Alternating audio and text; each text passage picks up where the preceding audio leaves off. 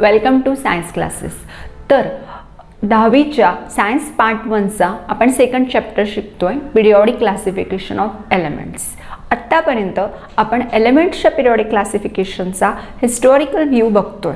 तर त्यामध्ये बघा, आपण पहिल्यांदा बघितला Dobereiner's law of triads, Newlands law of octaves आणि मेंडेलिव्हज पिरियॉडिक टेबल. तर पिरियॉडिक क्लासिफिकेशनचं जे लास्ट डेस्टिनेशन असतं ते म्हणजे मॉडर्न पिरियॉडिक टेबल. तर मेंडेलिव्हच्या पिरियॉडिक टेबलमध्ये आपण बघितलं की मेंडेलिव्हने ॲटॉमिक मास ही एक फंडामेंटल प्रॉपर्टी घेऊन एलिमेंट्स अरेंज केले आणि एक पिरियॉडिक टेबल तयार केलं. 1913 म्हणजे इन द इयर 1913, त्याच्या अगोदर म्हणजे 1869मध्ये लक्षात घ्या की 1869मध्ये मेंडेलिव्हने त्याचा पिरियॉडिक टेबल प्रपोज केला. त्यानंतर बऱ्याच वर्षांमध्ये ॲटॉमिक स्ट्रक्चरमध्ये बऱ्याचशा डेव्हलपमेंट झाल्या. बरेचसे सायंटिस्ट ॲटमच्या इनसाइडमध्ये काय आहे याबद्दल जाणून घ्यायला उत्सुक होते. रुदरफोर्डची जी थेअरी होती 1911मध्ये आलेली, ज्यामध्ये त्याने ॲटॉमिक स्ट्रक्चर मांडलेलं आहे की ॲटम हॅज न्यूक्लियस. या सर्व स्ट्रक्चर्स किंवा हे सगळ्या थेअरीज नंतर मग परत एकदा असं लक्षात आलं होतं की मेंडेलिव्हच्या पिरियॉडिक टेबलमध्ये असंख्य ड्रॉबॅक्स येत आहे आणि जे ड्रॉबॅक्स आपण पिरियॉडिक टेबलमध्ये काय होत आहे, प्रॉब्लेमॅटिक ठरत आहे. मग इन द इयर 1913 लक्षात घ्या की 1913मध्ये हेनरी मोसले नावाचा ब्रिटिश केमिस्ट होता. या केमिस्टने एक्सरे ट्यूबचा स्टडी सुरू केला. म्हणजेच एक्सरे स्पेक्ट्रोस्कोपी नावाच्या एका टेक्निकने एक्सरे ट्यूबच्या सहाय्याने त्याने एलिमेंट्सवरती, म्हणजे एलिमेंट्सचे जे शीट्स असतात पातळ पत्रासारखे, तर अगदी त्या शीट्सवरती इलेक्ट्रॉन बंबार्डमेंट केली आणि त्यामधून त्या एलिमेंटला स्पेसिफिक असे एक्सरे बाहेर पडतात. हे जे एक्सरे बाहेर पडतात या एक्सरेची फ्रिक्वेन्सी आणि त्या ॲटमवरती जो पॉझिटिव्ह चार्ज असतो या दोघांमध्ये एक रिलेशन त्याला सापडलं. म्हणजे नीट बघा की ॲटमवरती पॉझिटिव्ह चार्ज असतो.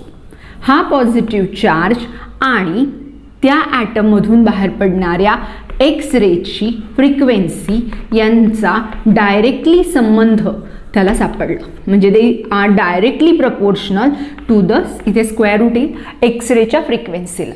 तर हा जो पॉझिटिव्ह चार्ज आहे हा प्रत्येक एलिमेंटला स्पेसिफिक असतो, त्या एलिमेंटला. मग हा जो पॉझिटिव्ह चार्ज असतो यालाच त्याने नाव दिलं प्रोटॉन. आता कुठल्याही एलिमेंटमध्ये प्रोटॉनची संख्या त्याच्या ॲटममध्ये स्पेसिफिक असते, म्हणजे प्रोटॉनची संख्या ही एलिमेंटसाठी निश्चित असते. तर तुम्ही म्हणाल आपण शिकलेला आहात रुदरफोर्डची थेअरी, तर या थेअरीमध्ये सांगतात की ॲटॉमिक नंबर म्हणजे काय. तर लक्षात घ्या, ॲटॉमिक नंबर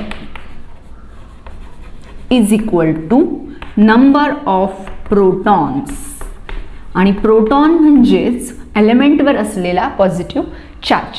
म्हणजे प्रोटॉन पॉझिटिव्हली चार्ज असतात, पण प्रत्येक ॲटम न्यूट्रल पण असतात, पण प्रोटॉनची संख्या काय असते ही फिक्स असते. इलेक्ट्रॉन देवाणघेवाण होते, इलेक्ट्रॉन दिले घेतले जातात, म्हणजेच आपण कंपाऊंड फॉर्मेशन्समध्ये कॅटायन ॲनायन्स तयार होताना, पण प्रोटॉन्स काय दिले घेतले जात नाही, म्हणजे प्रोटॉन फिक्स असतात. त्यामुळे त्याने असं बघितलं की atomic number is the most fundamental property. नीट लक्षात घ्या, मोसलेने काय शोध लावला की atomic number is the most fundamental property, not the atomic mass. मग ह्या ॲटॉमिक नंबरची त्याने डिस्कवरी केली. आता ॲटॉमिक नंबर म्हणजे काय ते परत लक्षात घ्या, नंबर ऑफ प्रोटॉन, त्यांनाच आपण ॲटॉमिक नंबर म्हणतो. जर न्यूट्रल असेल तर नंबर ऑफ इलेक्ट्रॉन्स, कारण कॅटायन आणि ॲनायन तयार होताना इलेक्ट्रॉनची संख्या बदलते पण प्रोटॉनची बदलत नाही. म्हणून कुठल्याही न्यूट्रल ॲटमवरती जे नंबर ऑफ प्रोटॉन्स असतात हे प्रोटॉनच्या संख्येला आपण काय म्हणणार, म्हणजे न्यूट्रलही नसेल, आयन्स जरी असेल तरी प्रोटॉनची संख्या स्थिर असते. मग हे वाक्य लक्षात ठेवायचं, ॲटॉमिक नंबर म्हणजे काय, नंबर ऑफ प्रोटॉन्स. मग मोसलेचं वैशिष्ट्य काय, तर मोसलेने काय केलं, ॲटॉमिक नंबरचा शोध लावला. मग ॲटॉमिक नंबरचा शोध लावल्यानंतर त्याने त्याच्या आधारावर एक लॉ प्रपोज केला. हा लॉ काय सांगतो आपल्याला की atomic number it's the most fundamental property आहे आणि ही प्रॉपर्टी आपण कशाला वापरू शकतो, एलिमेंटच्या क्लासिफिकेशनला म्हणजेच पिरियॉडिक टेबलच्या अरेंजमेंटमध्ये. मग लॉ आपला पाठच पाहिजे. काय फिजिकल आणि केमिकल घेण्यापेक्षा आपण फक्त प्रॉपर्टीज घेऊ. पण हे लक्षात घ्यायचं किंवा मग आता आपण हे ब्रॅकेट्समध्ये टाकू, फिजिकल अँड केमिकल. मग आपण काय लिहू, the properties of elements, properties of elements are periodic function of their atomic number, not atomic masses. म्हणजेच एलिमेंट्सच्या प्रॉपर्टीज कशावर डिपेंड करतात, त्याच्या ॲटॉमिक नंबरवर. ॲटॉमिक नंबर म्हणजे काय, प्रोटॉनची संख्या. मग या आधारावरती मेंडेलिव्हचा जो आपण पिरियॉडिक टेबल बघितलाय मग तो तिथे काय होतो, रॉंग होतो. म्हणजेच मेंडेलिव्हने काय वापरलेलं होतं, तर मेंडेलिव्हने 1869 साली मेंडेलिव्हचा पिरियॉडिक टेबल जो होता हा पिरियॉडिक टेबल कशावर डिपेंड होता, ॲटॉमिक मासवर. आणि 1913 मध्ये मोसलेचा जो पिरियॉडिक टेबल होता, या पिरियॉडिक टेबलला कुठला पिरियॉडिक टेबल म्हणतात, मॉडर्न पिरियॉडिक टेबल. हा पिरियॉडिक टेबल कशावर डिपेंड होता, ॲटॉमिक नंबर. याच्यावरती खूप जास्त प्रश्न विचारतात म्हणून हा टॉपिक क्लिअर पाहिजे की modern periodic table atomic number, Mendeleev's periodic table atomic mass. मग या आधाराने 1913 मध्ये याने काय केलं, म्हणजे 1914 मध्ये त्याचा पेपर पब्लिश झाला आणि या पेपरमध्ये त्याने ह्या सगळ्या एलिमेंट्स काय केले, त्याने जे मध्ये पण एलिमेंट्स होते लक्षात घ्या ते पण त्याने प्रपोज केले आणि पिरियॉडिक टेबल तयार झाला.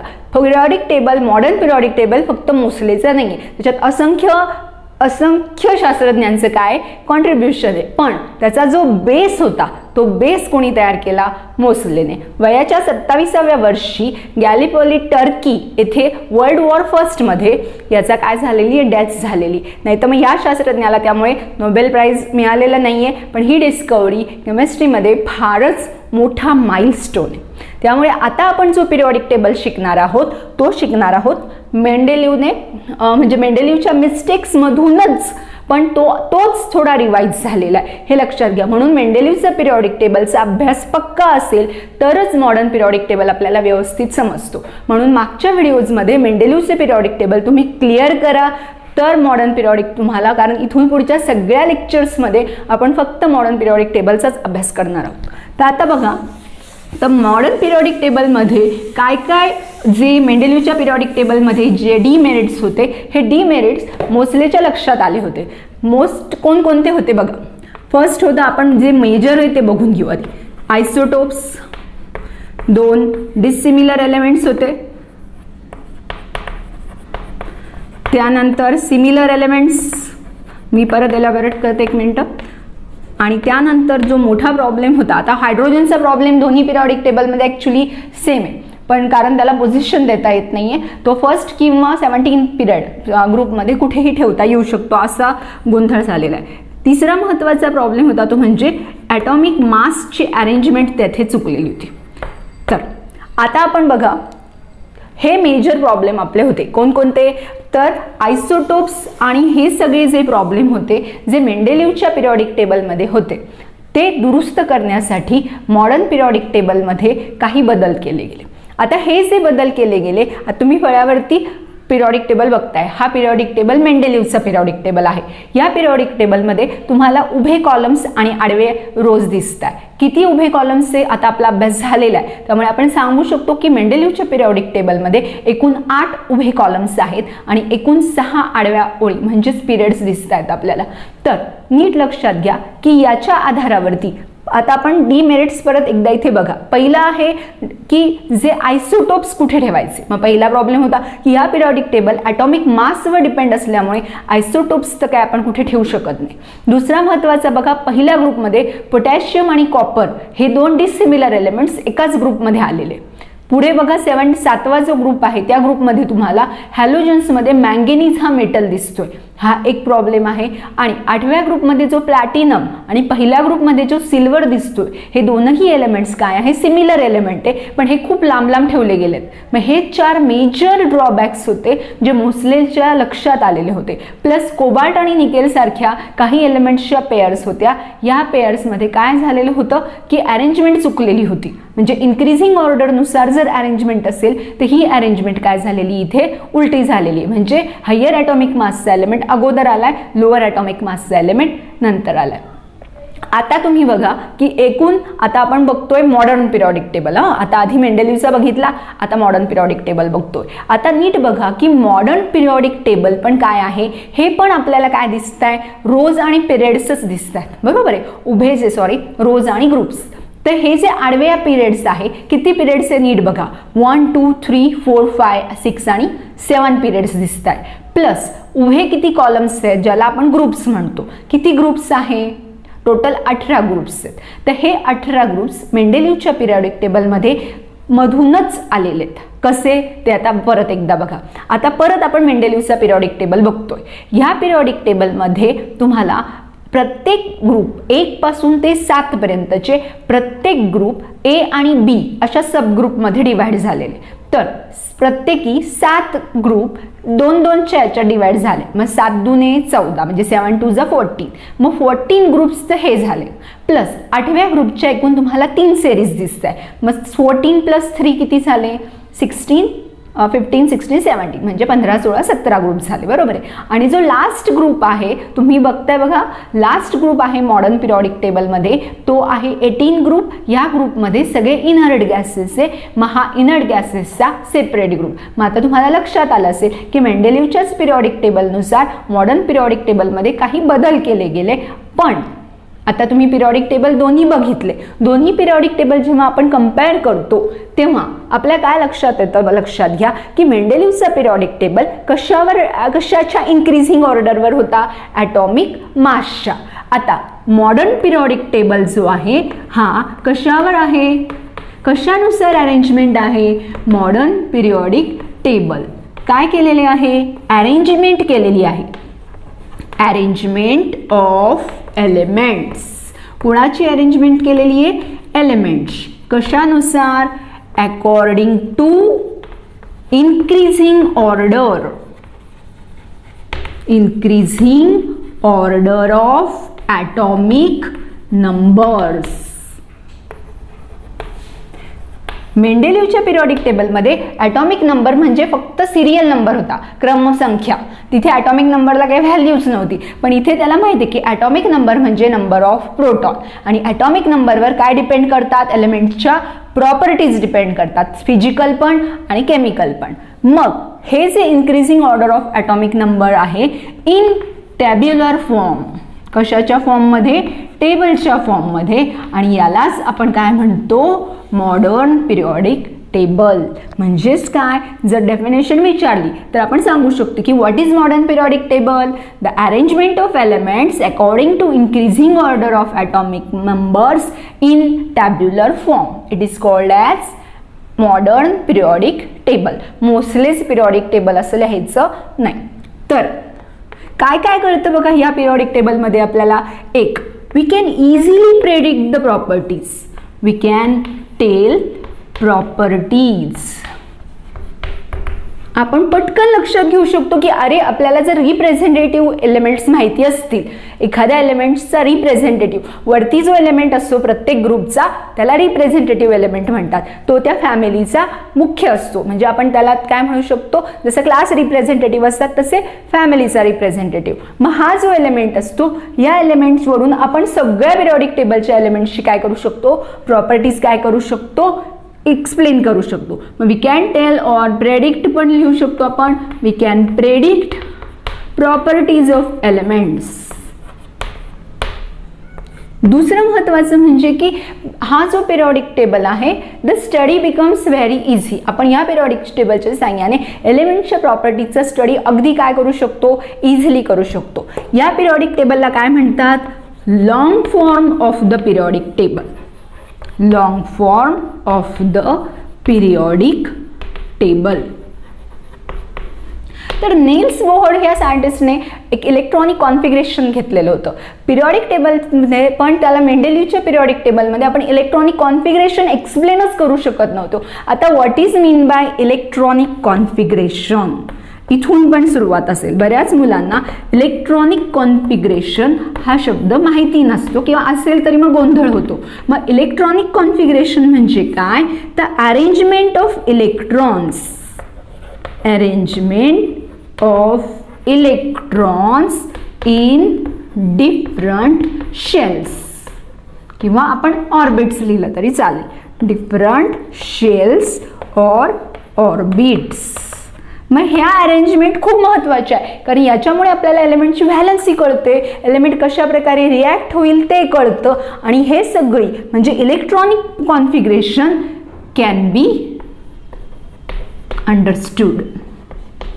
आपण ह्या पिरियॉडिक टेबलच्या सहाय्याने इलेक्ट्रॉनिक कॉन्फिगरेशन एकदम इझिली अंडरस्टूड करू शकतो. आपल्याला लगेच लक्षात येईल की इलेक्ट्रॉनिक कॉन्फिगरेशन कशा प्रकारे असू शकतं एखाद्या एलिमेंटचं. पण आता त्यासाठी आधी आपल्याला मॉडर्न पिरियॉडिक टेबलचा लॉ पाठ करणं आवश्यक आहे. तर तो कोणी शोधला हे प्रत्येकाचं लक्षात पाहिजे की 1913 मध्ये हेनरी मोसलेने एक पिरियॉडिक लॉ प्रपोज केला, ज्याला आपण मॉडर्न पिरियॉडिक लॉ म्हणतो. त्याचं स्टेटमेंट, याची काय काय डेफिनेशन आहे, तर आपण डेफिनेशन लर्न केली की arrangement of elements according to increasing order of atomic numbers in tabular form. आपण जो एलिमेंट पिरियॉडिक टेबल बघतोय त्या पिरियॉडिक टेबलला काय म्हणणार आपण, long form of the periodic table. याला लॉंग फॉर्म म्हणतात कारण हा पूर्ण एक्झॅक्ट आपण डिटेल स्टडी करत असतो. आता दुसरं म्हणजे या पिरियॉडिक टेबलच्या सहाय्याने आपण प्रॉपर्टीज एक्सप्लेन करू शकतो. या पिरियॉडिक टेबलमध्ये पूर्णपणे डिटेलमध्ये मेटल्स आणि नॉन मेटल्स सेपरेट होतात. म्हणजे मेंडेलिव्हच्या पिरियॉडिक टेबलमध्ये सगळे मेसअप झालेले आहे, सगळीकडे कुठे मेटल आहे कुठे नॉन मेटल आहे, काही त्याच्यामध्ये म्हणजे एकत्र मिक्सचर तयार झालेलं आहे. पण इथे तसं नाही, इथे मेटल्स आणि नॉन मेटल्स काय होतात, सेपरेट होतात.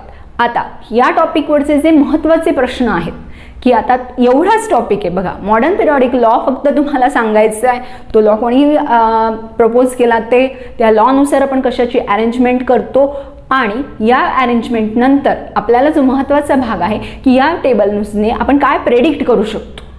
आता या पिरियॉडिक टेबलचं स्ट्रक्चर खूप महत्त्वाचं आहे, पण लक्षात घ्या मॉडर्न पिरियॉडिक टेबलचं स्ट्रक्चरसाठी आपल्याला काही महत्त्वाच्या गोष्टी लक्षात ठेवाव्या लागतात.